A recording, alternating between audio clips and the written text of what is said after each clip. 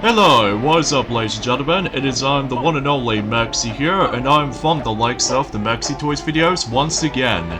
Ladies and gentlemen, welcome back for some more of Let's Play of Banjo-Tooie for the Nintendo 64/Xbox various systems ranging from the Xbox 360, Xbox One, Xbox Series X/Series S, and yeah, that's pretty much as far as I can say about it. So, last time we have managed to able to 100% through everything in terms of Cloud Clu Land, despite the fact that we have to do the ridiculous button mashing thing at the beginning, racing against with the forms of well, you know what I mean. So anyway, so today for this episode is the fact that we're about to be revisiting some of these previous worlds again, except now we're about to be able to collect the final rest, or should I say, the final 6 Jiggies we can collect. And after all, we've learned all of these abilities now, so this means that we must able to actually go back to the previous worlds, starting with Hellfire Peaks first of all, and from that particular objective, from that particular Jiggy,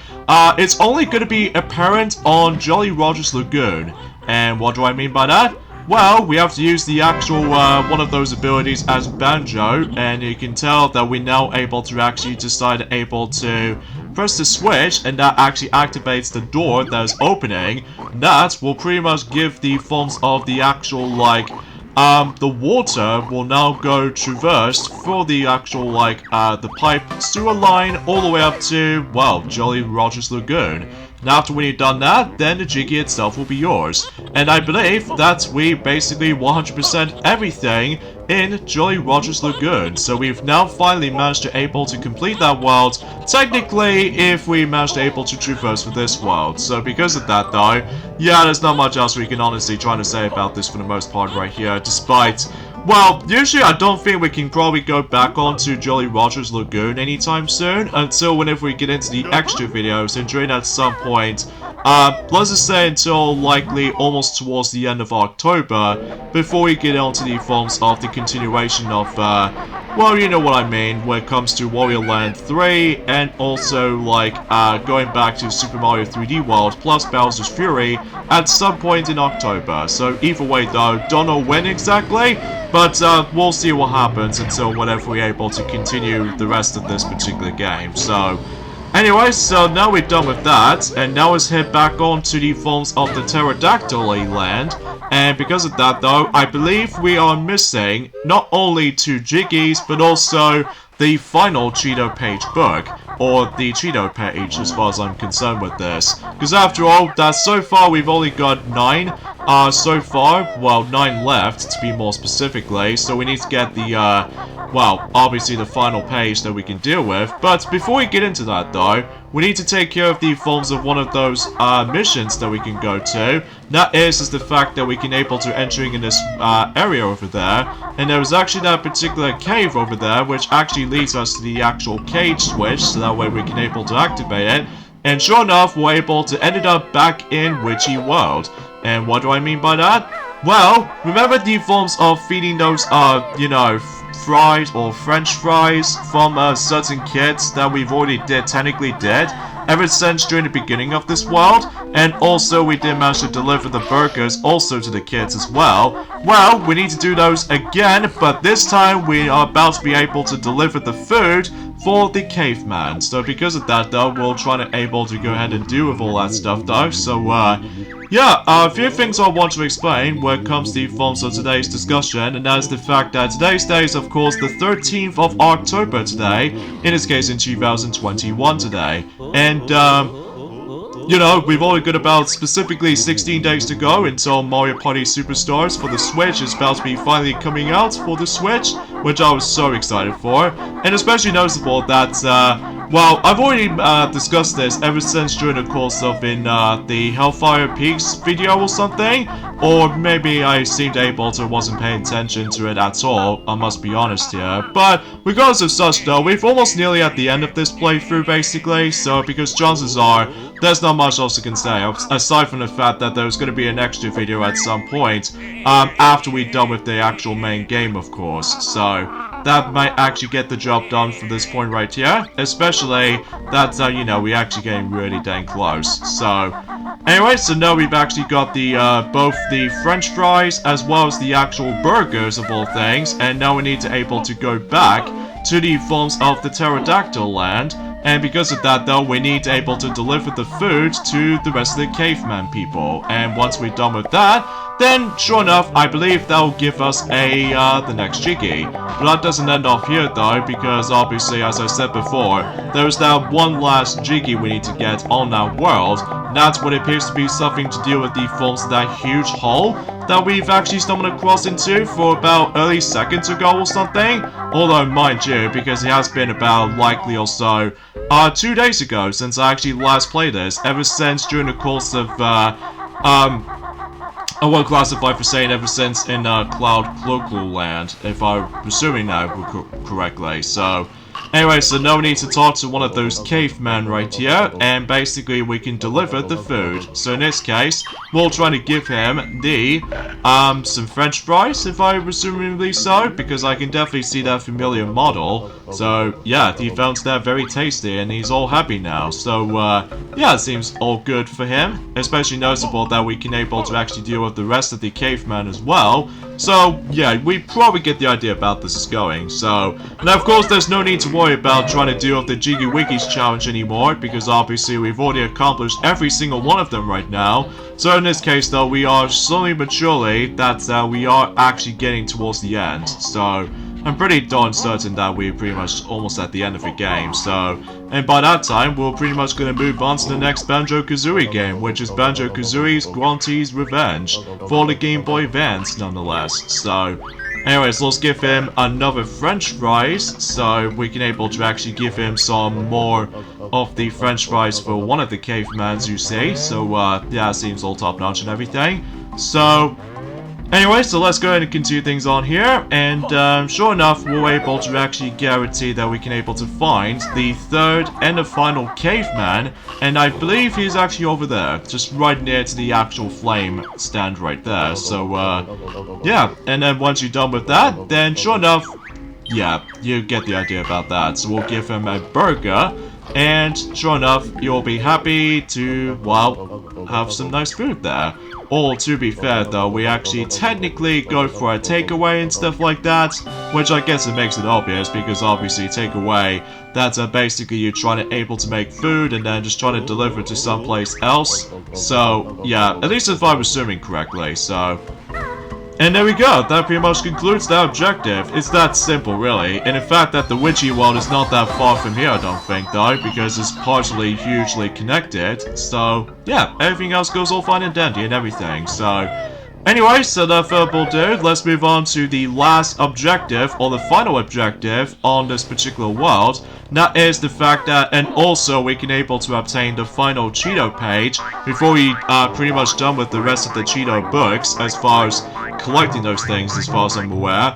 Now, I was expecting, if I was trying to show you guys the final, like, the final two Stop and Swap 2 items, but again, we'll pretty much have to save that up until the extra video, because, well, technically we've already found one, but I'm actually going to be able to actually decide to show this off again on the course of the one of those extra videos and stuff like that, so I can show you guys where they are. Especially noticeable for those who haven't played the game before, then you probably get the suggestion by that point. So, well, at least if I'm assuming so anyway. So, although it may be wrong, but again, we'll see what happens there. We'll definitely see what happens there. So,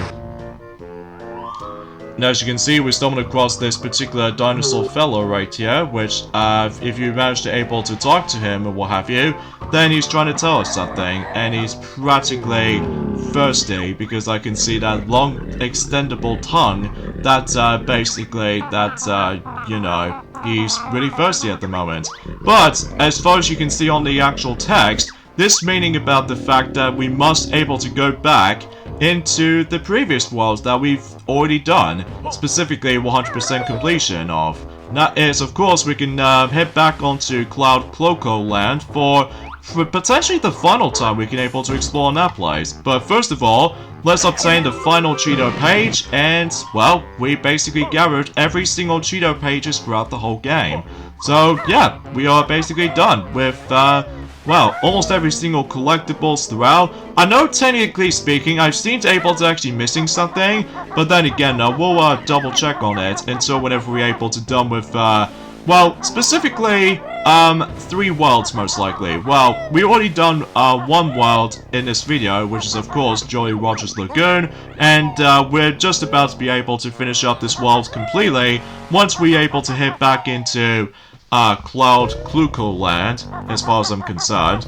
I will say though, that Cloud Cluco Land is actually a pretty cool world, despite the fact that it actually did took me about almost an hour to complete. But regardless of everything else though, it's just the fact of the matter is though, is that if you are fast enough or anything, then you potentially get the idea about the fact that you can able to complete certain stuff really fast and stuff like that for that wager. So once again, we'll go into the bubble right there, so that way it'll transport us back into the forms of, you know, the 8th world, in this case, Cloud Cloco Land. So, and in that way, we need to able to actually just, well, warp our way or shoot ourselves from that green portion of the island right there. And, dang it, I did not mean to grab these red feathers. I meant to grab, the gold feathers, sorry.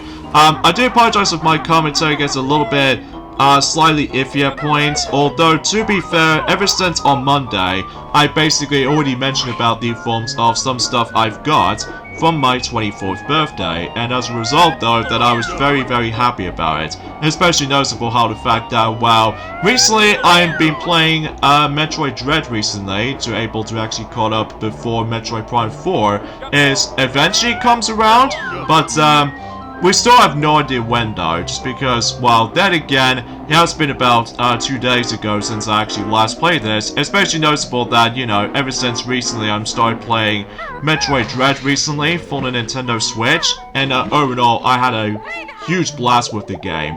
Although, there is a bit of a downside of the forms of Metroid Dread in the European countries at the moment. That is the fact that, sadly though, that the European version of the Metroid Dread Amiibo 2-packs ranging from the forms of, you know, Samus, along with that particular, the Dread robot thingy, whatever it's called.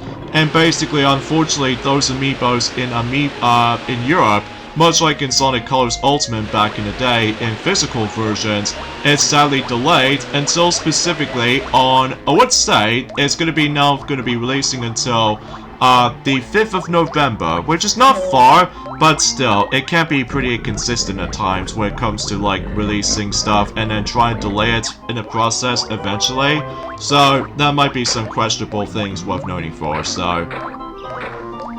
And there we go, we basically managed able to gather a lot of water, and then managed able to go back into Pterodactyl Land, and, well, exponentially, he'll give us the final Jiggy in that world. And, yeah, because obviously we've already 100% through everything in Cloud Cluco Land, despite with this whole frustrating, you know, with the, you know, the whole rubber banding AI with Canary Murray, if I recall correctly, what her name was, with that yellow bird kind of character, that we're not going to see her ever again. So as a result though, yeah, I can totally see why that. I think I've already mentioned about this ever since on Monday, that basically I can totally see why that a lot of people seem to get a lot of frustrating with that particular race, just because of that bad rubber banding AI and stuff. Although, if you managed able to watch the footage of it on, you know, ever since on Monday, then I can show you guys to find this a bit easier method, but still, if you're trying to do it fast enough though, then you're still able to guarantee to lose, because obviously with the actual rubber banding involved. So, anyway, so that's that, and now all we need to do now is the fact that we now need to head on to Grunty Industries for, I think this might be a possibility of this will actually be the final time exploring through Grunty Industries, and because of that though, we can now able to actually gather the final 2 Jiggies on that world. And there's also the true final Jiggy in the game, which I'm sure enough that might be a possibilities of. I seem to missing 1 Ginger left, as far as what I've double checked on the course of my checklist of the actual completionist. So, in this case, we're trying to deal with Grunty Industries first before we get into the forms of the final Jinjo in the game. And as a result, though, that we pretty much guaranteed that we've pretty much almost at 100% completion for the Jiggies requirement. Well, to be more specifically, 90 Jiggies all in total, so... Again, it's likely 10 lesser compared to the original, though, but I honestly don't mind this at all. So anyways, let's head back in here, and of course we can jump over for that particular jam jars thingy right there, and activate the actual, the toxic water, so just in case that will lift it up, like anything else to be more specific. And sure enough, we can now able to actually just to do more stuff, because after all, that's how we've gotten every single abilities for both Banjo and Kazooie together, along with Banjo alone, as well as Kazooie alone, but ultimately speaking, we've actually gathered every single abilities for, well, Banjo alone. So because of that though, that way we can now able to wrap things up completely throughout the whole entire game. So anyways, let's go ahead and hop on to the actual, let's just do some skimming and what have you for that particular toxic water. And after we're done with bypassing that completely, and you have to activate the switch with Banjo alone, and sure enough, you get the next Jiggy. So that leads us to 88. So I believe we've only got 2 Jiggies to go. So only one more Jiggy in this world, and one more in Isle of Heeks, which I'm pretty sure it's going to be one of those missing Jinjos I actually missed. So, but thankfully though, it's going to be pretty easy though, because there's a good thing I did manage to accidentally ignore that Jinjo somewhere during the course of after completing the second world, after we learn the actual drill ability and stuff like that. Well, there's the reason why, because obviously I just refused to able to get lost track of myself again, unlike a little bit on the likes of Cloud Cluckle Land if I somehow accidentally missed something completely. But regardless of such though, it's not that far from here I don't think, so... Anyway, so now we've managed to go through there, and yeah, let's just go ahead and mainly focusing on the last Jiggy in this world, and sure enough, we're able to actually just, well, head back out, and then, to be honest here, is the fact that, although don't get me wrong, I don't mind this world, but it's just the fact that sometimes with backtracking can be a bit too much for my taste, even especially noticeable if you're trying to, like, do some multiple stuff at once, so that might be the only gripe I have with this world sometimes, but still. Anyway, so let's go for this little, I don't know what you call that area, but, oh, there's another area that we can possibly go back into. Oh, jeez, I am so sorry, I wasn't paying attention to that in the first place, but thankfully I've managed to find a way to able to go back there, so, yeah, I should have done that in the first place. So anyways, here we are now onto the basement in the actual waste disposable plant, and once again we'll split up, and this time we can able to actually just to, like, hide underneath the backpack for Banjo, and sure enough we're able to get the final Jiggy in Grunty Industries. So there we go.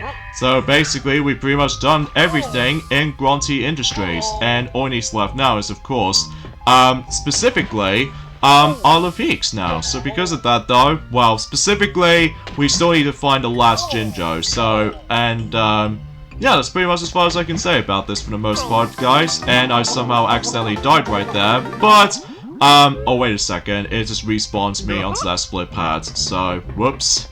I did not mean to do that, which I must be honest, because I was expecting, I keep on thinking about, another thing I would like to able to point things out, but, I just have no words, so, okay, whatever.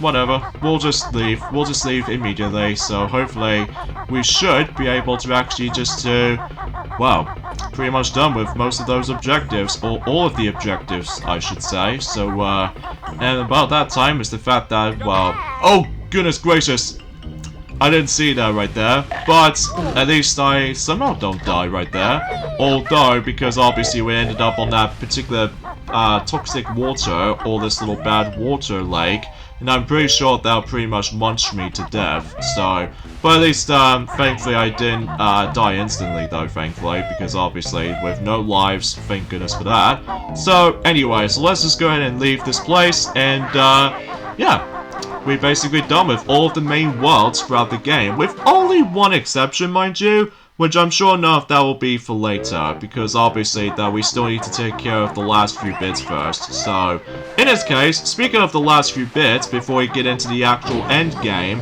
of Banjo-Tooie, first of all, let me just go ahead and hit in here, and teleport it back onto that particular location, the same location as in World 2 that was originally located. And sure enough though, if we manage to continue progressing for this point right there, and I think I actually hear a Jinjo inside right there. And sure enough, the final Jinjo is the red Jinjo. And sure enough, after we're done with that, we've gotten every single Jiggies throughout the game. All 90 of them to be exact. So, awesome stuff. And then once you're able to got every single Jiggies, and basically Gem Jars were able to give us a treat in store for you on the cinema's selection screen. Which I'll double check on that until on the extras video as well.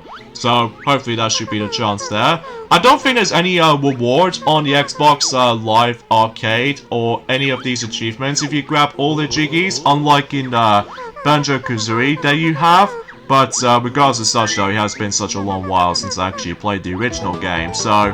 And speaking of such, we've now extended our health bar for the final time, and meaning we've now up to 10 health. So, yeah, we are basically unstoppable now. Although, too bad that the only thing is worth noting for is the fact that we don't have a double health mode, unlike the forms of how it does it on the original game. So that's fine, because obviously with no extra lives to be found, but still, I honestly don't mind about that at all. So, now before we deal with all that actually, let me just go ahead and go back onto Spiral Mountain for a second, because after all, that we've basically gotten every single Cheeto pages right now, so this meaning about the fact that we can now able to actually send the final like 10 pages of Cheeto pages to Cheeto the Spellbook. So, and once that's been done, then we are essentially done with Spiral Mountain basically, because I know there's not much in there, besides the fact that, well, everything else is still deserted around here, especially noticeable after the events of the first game is perfectly fine and everything, but who knows what it is for the most part. So yeah, let's just do a talent trot, and once again we'll just try to fly and just go straight into the actual Gruntilda's lair before we're able to do anything else to be more specific. So, and somehow I accidentally got hurt, but that's okay because it's not that far from here, I don't think. So, anyways, let's get the you know, the final 10 pages to Cheeto the book. So, alright, so obviously one of those cheats is actually buddy forms of honey back cheat.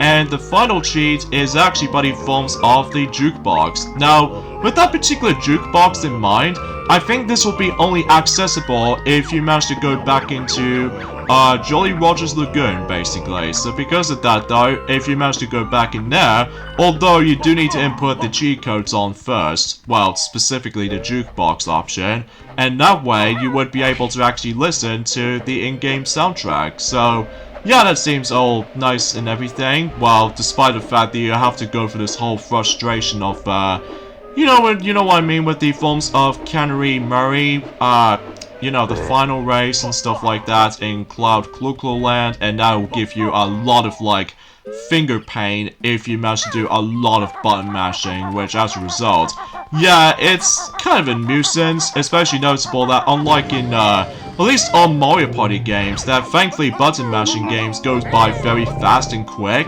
although in that particular race in mind, it can take a very, very long time to go to, so yeah, just be cautious on that one, especially noticeable that, although to be fair, it is better than rotating the control stick loads of times on Mario Party 1, but still.